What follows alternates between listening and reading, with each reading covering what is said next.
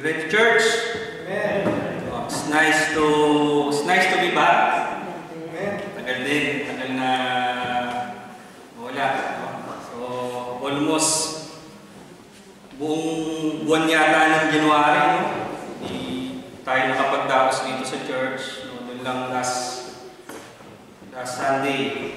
Pero purihin ang Panginoon, nagpapatuloy tayo sa paglilingkod, nagpapatuloy tayo sa pagpupuri sa ating Panginoon. So, ihanda po natin ang ating mga sarili sa pakikinig.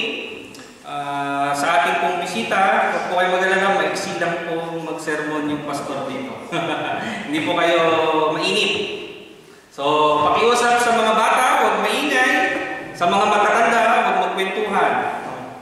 So, sandali lang po tayo. Okay. Mga kapatid, alam niyo ba, FYI, alam niyo ba yung 10 commandments, 10 commandments, na siguro naman lahat nakakaalam ng 10 utos ng Diyos, no? Na binigay ni Moises sa mga taga-Israelita. Alam niyo ba mga kapatid na sa paglipas ng panahon, ito ay naging 613, 613, no? 613, imagine, na ginawa ito ng mga Hudyo based doon sa 5 aklat ng Torah. No? So, pastor, ano ba yung Torah na yan? Genesis, Exodus, Leviticus, Numbers, and Deuteronomy. So, yun yung 5. No? Tinatawag din itong Pentateuch dahil 5. No? So, sa mga Bible study natin, alam ko na ririnig niya, na pag-aralan natin. So, mga kapatid, that 613, imagine, 10 utos, naging 613 na sinusunod ng mga Hudyo araw-araw. So, bahagi ito ng kanilang buhay.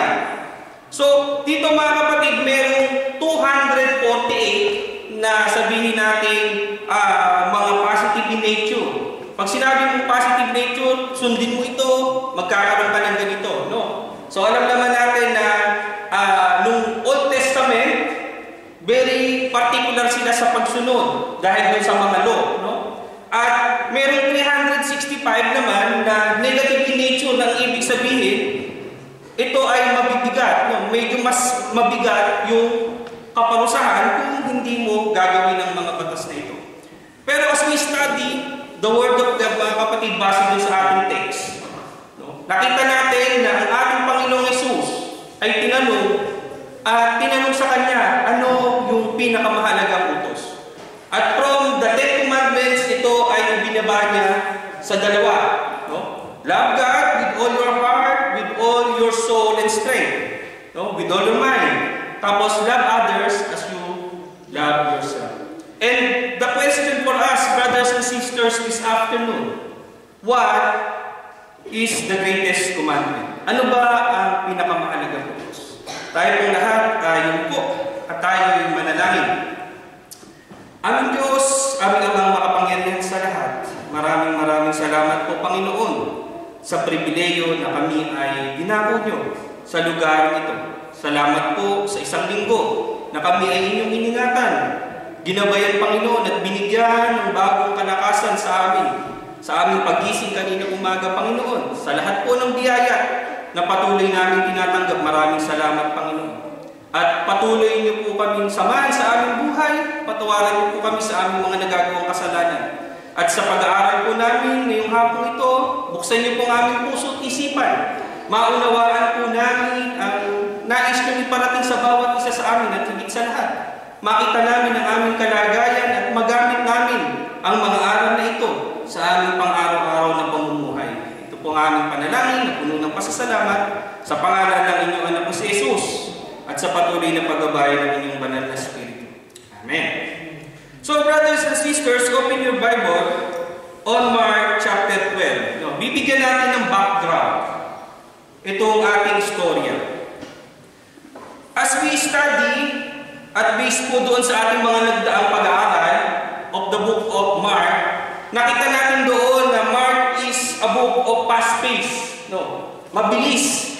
May iksi yung mga kwento, pero precise. No? So dito mga kapatid, may mga, sabihin natin may mga sitwasyon dito, may mga kwento o istorya na makikita natin bago tayo dumating dun sa ating reference verse. So, gusto ko lang bigyan ng background. So, in chapter 12, brothers and sisters, makikita natin dito yung parable of the tenants. Familiar ba kayo doon? So, makikita nyo dito, yung sa una, sa chapter 12, is ang talinghaga patungkol sa masasamang magsasaka. No? So, parable of the tenants. So, dito, yung istorya nito ay yung nagkaroon ng pinaupahan. No? Pinaupahan yung vineyard, tapos nung maniningil na yung anak, hindi sila nagbayad, tapos binugbog pa nila. So pag balikan nyo na lang. So ang punto natin dito, ito ay may patungkol doon sa pangyayari na gustong subukin ng mga, sabihin natin, meron kasing mga grupo ng tao dito. Dito sa group, sa parable of the tenants, na dito yung mga Sadducees. No? So yung, sino ba itong mga Sadduceo na to? Sila yung mga may kinalaman sa church, no? Sila yung mga high priest, sila yung mga pari during that time. No? So gusto nilang subukin ng ating Panginoon. So doon naman sa sumunod, yung pagbabayad ng buwis. Tingnan nyo. Yung sumunod naman sa chapter 12, makikita nyo ang pagbabayad ng buwis. No? So dito naman mga kapatid, meron ding dalawang grupo naman. Merong tinatawag na Pariseo at mga Herodians. No? So yung Pariseo, alam niyo na yon. Ito yung mga political leader, ito yung mga elder na namumuno sa mga sinagoga. Sila ay mga expert din sa mga law. No? At yung Herodians, siguro yung iba sa atin hindi pamilyar sa Herodians. Ito, tulad ng mga napag-aralan natin, si King Herod, natandaan niyo si King Herod, no? Ito yung mga royal family na sabihin natin sila yung inilagay ng Roman Empire. So sila yung mga crony dito nung time na yun. So merong tatlong grupo ng tao na makikita tayo dito. Sadduceo, Pariseo, at mga Herodians. No? Okay, so tandaan niyo ito. Doon naman sa pagbabayad ng buwis, no, gusto nilang makita, tinesting nila si Jesus Christ, sabi niya, dapat bang magbayad ng buwis? No? Pamilyar ba kayo doon sa istorya na yun? Anong sabi ni Jesus Christ? Nagpakuha siya ng coin. So, sino yung nakikita niyo dyan? Diba? So, sino ang nakasulat dyan sa coin? Si Caesar po. O, ibigay kay Caesar ang para kay Caesar. So, iyon yung famous, famous yan doon sa mga stories. No? So, dito, meron pa yung pagkabuhay na muli doon sa mag-asawa. Sumunod, yun ninyo.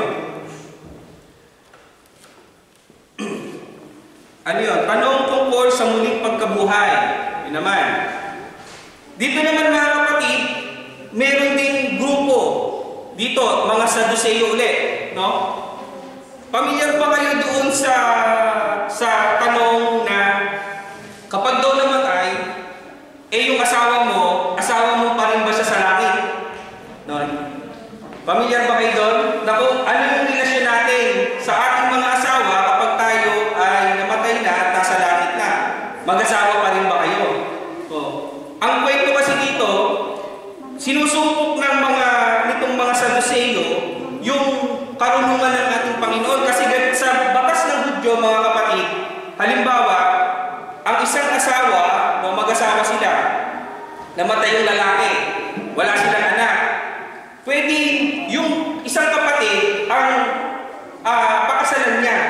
Ito, dahil kapatid niya itong namatay, pwede niya pakasalan yung asawa ng kapatid niya basta walang anak. So, sa tradisyon ng mga Hudyo, pwede yun, basta walang anak. No? Kasi, ang sagot doon kung bakit pag may anak, kasi meron kong magtatrabaho para doon sa widow. No? Pero kung wala kang anak, yun yung kinsman, redemption ang tawag doon. Ang sasako, yung kapatid. So, ang tanong nitong mga Sadduceo, paano kung 7 beses? 7 beses na may mga kapatid na 7 lalaki. Paulit-ulit, ganun yung nangyari. Ang tanong nitong mga Sadduceo, pagdating sa langit, sino yung legal na asawa? Diba? So, sinagot ito ni Jesus Christ. No? Ang sabi dito, parang ano na lang, parang mga magkakapatid o mga anghel, no? So, yun yung kasagutan doon. Pag tayo namatay, yung mga asawa nyo, hindi na kayo mag-aasawa, no? Para tayo magkakasama, pantay-pantay na lang yan, no? Magkakapatid, no? Yan. Okay. So, ano lang to? Dagdag lang sa ating kaalaman. Okay, so natin na tayo sa verse 28. Doon sa verse 28, another group, no? So ito naman yung mga scribe, no? Sino ba itong mga scribe? Sila po yung mga eskriba. Sila yung mga marunong sa kautusan. So dito mga kapatid, ang kaibahan po nitong eskribang ito, hindi siya nagtanong sa ating Panginoon ng may halong pagsubok, na may halong pangungutya o yung tinitesting lang ba? No, wala pong ganun. So siya po ay tunay na humahanga. At kaya siya nagkaroon ng katanungan sa kanyang isip. Kaya basahin po natin muli in verse 28, ang sabi, ang isang guro ng kautusan na nakarinig ng kanilang pagtatalo ay dumating. Nabatid niya na mahusay ang pagsagot ni Jesus sa kanila. Tinanong niya si Jesus, alin ba ang pangunahin sa lahat ng mga utos? Ang pangunahin sa lahat ng mga utos. Ang nakita po natin dito mga kapatid, doon sa mga version ng ating Bible, doon sa Magandang Balita version, karamihan, sinasabi na yung pinakamahalagang utos. No? Pero doon po sa mga King James version, doon sa unang salin, ang sinasabi dito yung pangunahin. No? So, magkakaroon tayo ng pag-iisip na kung pangunahin, may una, may pangalawa. So, pero ang kabuuan po nito, doon sa ating mga salin sa Magandang Balita Biblia, tinanslate na po ng tama na kung ano yung pinakamahalagang utos. So, dito po, yung eskriba, it is not a question of chronological order. No? Hindi ito yung question na ano yung na dapat unahin. Kung hindi, ano yung pinakamahalaga. A question of priorities. So, ano nga ba ang pinakamahalagang utos? Baka sabihin po natin, Pastor, ang weird naman ng mga tanong nila. May mga discussion, diba? May mga kumpul-kumpul. Ngayon, may mga kumpulan, hindi naman ganun yung mga tanong, diba? So, during that time, hindi po ito kinukonsidered na weird, no, yung mga tanong ganito. Kasi, ang mga Hudyo po ay very particular sila sa law. At ito po ay bahagi ng kanilang mga buhay. Very common topic ito. No. Samantala ngayon, wala yatang nagkwekwentuhan patungkol sa Diyos. Diba? No. Puro marites. Ano yung gusto ngayon? Mga marites na kung ano-anong pinag-uusapan. Ano? Wala nang nagkwekwentuhan patungkol sa Diyos. Hindi tulad yung araw, yun yung marites nila. Yung law, no? Yung mga batas, yun yung mga kwentuhan nila. No? Yun yung chismisa nila nun. No? So, hindi yung weird nung time na yun. No? So, itong eskriba nito, sabi niya, ano yung natatanging utos? Sumagot si Jesus. Sa verse 29, sabi, sumagot si Jesus sa kanila, ang pangunahin sa lahat ng utos ay ito. Pakinggan mo, Israel, ang Panginoon mong Diyos ay iisang Panginoon. Ibigin mo ang Panginoon mong Diyos ng buong puso mo, buong kaluluwa mo, at ng buong pag-iisip mo, at ng buong lakas mo. Ito ang unang utos. So, mga kapatid, ito yung sinasabi natin Shema. Ito. Lagi natin nababanggit ito when we talk about the love for God. So, brothers and sisters, ano ba itong ibig sabihin ng Shema na ito? Itong Shema, sa salitang Hebrew, ang ibig sabihin nito, to hear, listen, makinig kayo, ganun, no? Pag sinabing Shema. At ito ay matatagpuan natin sa Deuteronomy 6, verses 4 to 5, no? So, ito ay una ding nabanggit sa Numbers. So, kung papansinin nyo, Genesis, Exodus, Leviticus, Numbers, una ang Numbers bago mag-Deuteronomy. Mas unang nabanggit ito sa Numbers, no?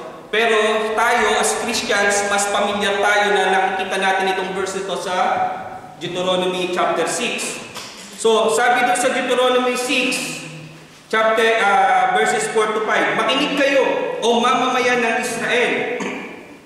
Ang Panginoon na ating Diyos ay isang Panginoon. The Lord our God is one. No. Tapos sabi dito, mahalin ninyo ang Panginoon na inyong Diyos ng buong puso, ng buong kaluluwa at ng buong inyong lakas.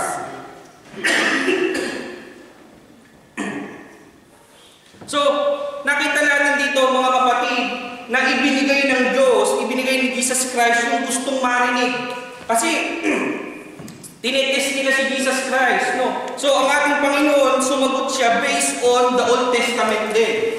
Oh, based on the Old Testament. So, brothers and sisters, the knowledge of the Shema, itong verse na ito, ay, it is a foundational knowledge. Lahat ng Israelita, alam ito. At ito, mga kapatid, is a foundational knowledge and an obligation.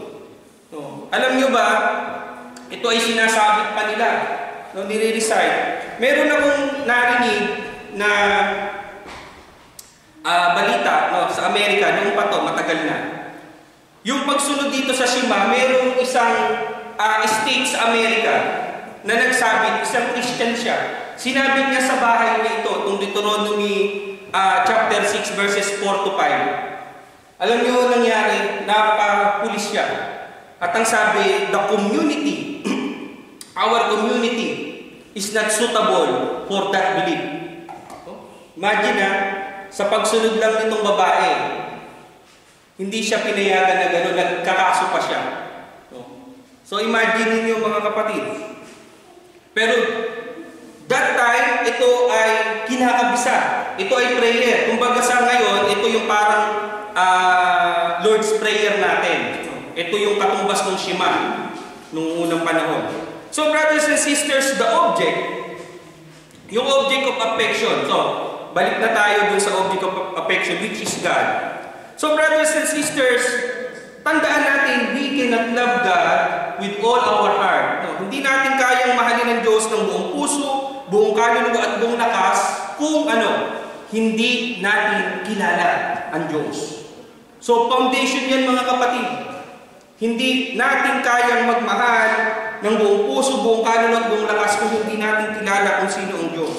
No? It is very foundational, brothers and sisters, na kilala natin. May isang kwento. No? Merong ka-engage lang. Siyempre, merong kasi sa ating mga Pilipino, ngayon na lang nauso yung engagement ring, di ba? Pero sa Amerika, uso yun, no? Hindi nga sila makapagpakasal dahil walang pambili ng engagement ring, eh. No? Pero sa ating mga Pinoy, kaya ngayon na lang nauso, nakikita nyo sa Facebook, gano'n. Merong bagong engage, no? So nakita sila nung professor, sabi niya, uy, kasama niya yung boyfriend niya, sabi niya, oh, engaged na ba kayo? Ganyan, sabi niya, opo, bro. O, di masaya, syempre, gano'n. Kasi halos ipakita na yung gumagano, ganyan, para ipakita yung diamond ring, no? Di sabi, engaged ka na ba kay ganyan? Oh, si Mark na po, yung ganyan. So, tinanong siya ng professor, sabi ng professor, bakit mo mahal si Mark? Bakit mo mahal si Mark? Kasabi nung babae, kasi po mabait siya. Di ba sabi nung medyo malungkot ng professor di ba yung ex mo mabait din? Sabi niya. Tapos sabi ng babae, hindi kasi po thoughtful tong si Mark. Di ba thoughtful din? Tapos kasi po matalino. Di ba si mas matalino? Alam niyo, yung ginaganon siya, Pero merong gustong palabasin itong professor. Nung ang babae, nahirapan na siya talagang i-depensa yung kung bakit niya mahal itong fiancé niya. Ang sabi niya, kasi po siya si Mark. Kasi po siya si Mark. Doon sinabi ng professor na, ayan, natumbok mo. Kasi there is a essence in the name. Di ba?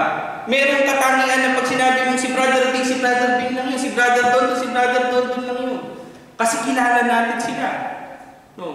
So, may significance, may essence yung sa pangalan na siya lang. Mahal ko siya kasi si smart siya eh. Diba? So, yun yung gustong marinig ng professor. Pero mga kapatid, ganun tayo. Kailangan kilala po natin ang Diyos. No? Kailangan kilala natin.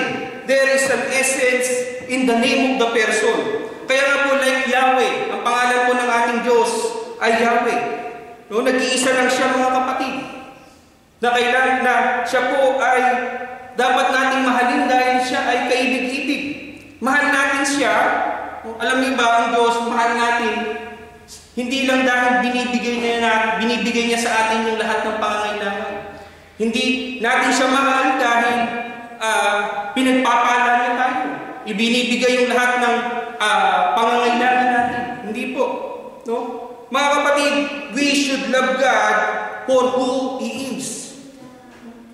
Kailangan mahalin natin siya kung sino siya. At mga kapatid, hindi po tayo lalago sa ating buhay espiritual kung hindi po natin maunawaan ito. That to love God, dapat kilala natin ang Diyos.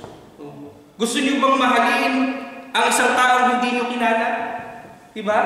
Minsan, ewan ko kung nakita niyo doon sa Facebook, yung lalaki nagwala. Nagwala, hinihiwa yung cake, binalibag yung kutsilyo, tapos yung champagne, binalibag niyang ganon.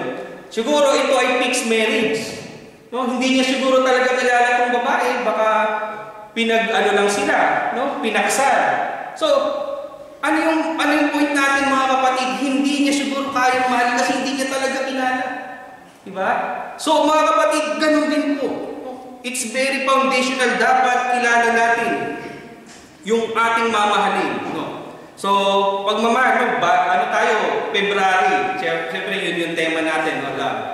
So, that to love God is to love Him because He is lovely.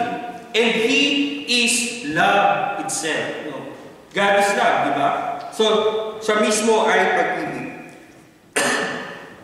At mga kapatid, karapat-dapat lamang na siya ay mahalin. Bakit? Diba? Tayo ay mga nilalang niya. Kailangan mahalin po natin siya ng buong puso, galing sa kalooban. Diba? Totoo at walang pagkukunwari. Alam niyo, yun ang pagkakaiba ng mga taong reliyoso at sa mga taong tunay na nagmamahal sa Diyos. Yung mga religious person, pakita lang yan. Pakitang tao lang, pakita lang. No? Pero kung ikaw ay tunay na nagmamahal sa Diyos, may ibang taong nung nakakakita, mahal mo pa rin ang Diyos. Hindi tulad ng religious ka lang, gusto mo lang, ay si napakabait yan, napaka-religiosong tao niya. Gusto mo lang mayroong makakita at may pumuri doon sa mga ginagawa mo. Pero mga kapatid, pag tayo ay tunay, no, nanggagaling sa puso, buong kaluluwa, buong lakas. Ito mga kapatid ay yun ang tunay na pagmamahal. So, I would like you to remind the verse in Revelation 3:16, no? Yung panawagan ng ating Panginoong Hesus sa iglesia ng Laodicea. Anong sabi dito? Alam ko ang mga ginagawa ninyo. Alam kong hindi kayo malamig o mainit. Gusto ko sanang malamig kayo o mainit, ngunit dahil maligamgam kayo, isusukap kayo. Mahabang panahon na yung lumipas nung na-discuss natin ito doon sa churches, yung sa 7 churches, no? So, itong iglesia ng Laodicea, bakit ba may kinalaman yung tubig? No? So, reviewin ko lang kayo. Yung tubig, nilagyan nila ng tubo. No, yung tubo para makarating doon sa lugar ng mga Laodicea, naalala niyo yun? Pero ang problema, dahil yung tubig, pag dumaan na doon sa channel, paglabas, maligamgam na. Nung araw, di ba, yung kahit ngayon, pag summer, di ba, uminom ka ng tubig na malamig, nakaka-refresh. Di ba, hindi ka naman iinom ng tubig na maligamgam pag mainit ang panahon. So, anong ibig sabihin nito mga kapatid? Kailangan po may purpose. Pansinin niyo yung sinabi ng ating Panginoon, gusto ko sanang malamig kayo. No? O mainit. Ibig sabihin, pag malamig ka, refreshing, may purpose. mainit ka, nakakagaling ka. Yun ang sitwasyon ng araw. Di ba yung may mga, ano yung tawag yung naliligo, mainit ang tubig? Ha? Yung ano yung hindi yung sa Laguna maraming hot spring. Ha? Hot spring, yun. Di ba pag may hot spring, therapeutic, mainit. Pag malamig, refreshing. No? So may purpose. No? So, minsan kasi ginagamit natin yung verse na yun na pag malamig ka, hindi ka dapat malamig. No? Ang konteksto dito, ang gustong sabihin ng Panginoon, meron kang purpose, may dapat kinalalagyan ka. No? Hindi yung malamig sa pananampalataya. No? So, madalas mali yung paggamit natin dito na sinasabi natin, kailangan mainit ka sa pananampalataya. Hindi po yun yung konteksto ng verse na ito. Ang gustong sabihin ng Panginoon, kung malamig ka, refreshing, may purpose ka. Kung mainit ka, therapeutic ka, may purpose ka. Kung maligam-gam ka, wala kang purpose, nasa gitna ka, isusuka kita. So, mga kapatid, pag po tayo nagmamahal sa Diyos, walang maligam-gam. Lahat may purpose, may ginagawa lahat. Kaya huwag natin sasabihin na maglalayo tayo o anuman na tigil mo na, hindi po. Dapat lagi natin iniisip na meron tayong purpose kasi mahal natin ang Diyos. Amen? Patuloy lamang tayo.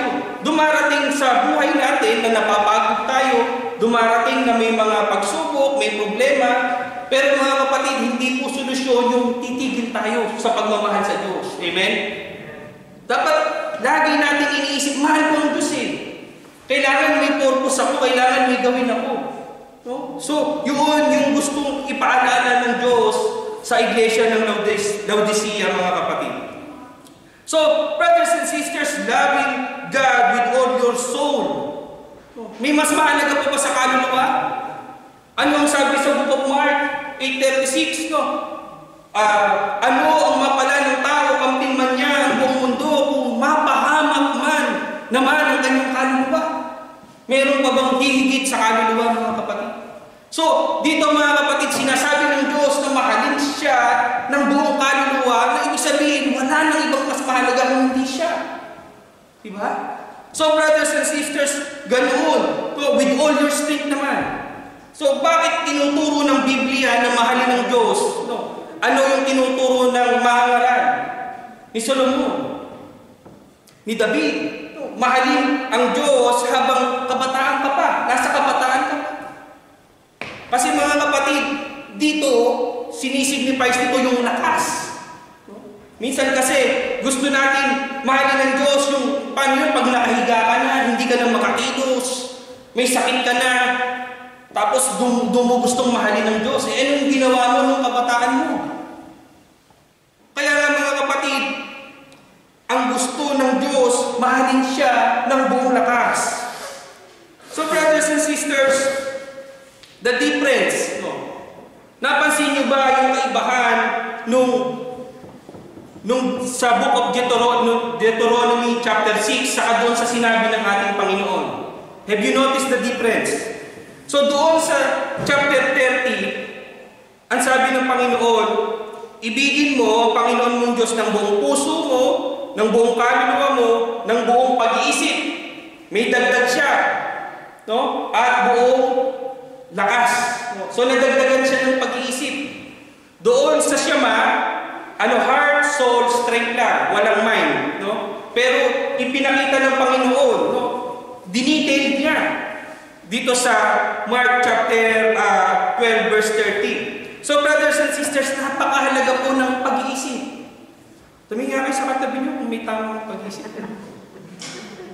Napakahalaga po ng pag-iisip. Minsan mga kapatid, nakakalungkot na mismong sa mga mananampalataya, mariringgan mo, ayoko nang mag-aral. Matanda na ako. Hindi ko na kayang magkabisa, hindi ko na kayang magbasa. Hindi dito sa pananampalataya ko na to. Okay na ako sa nalalaman ko. Mga kapatid, hindi po ganun. Kasi ang gusto po ng Diyos, mahalin siya ng buong pag-isip. Napakalaki po mga kapatid ng kahalagahan ng pag-aaral para po sa atin.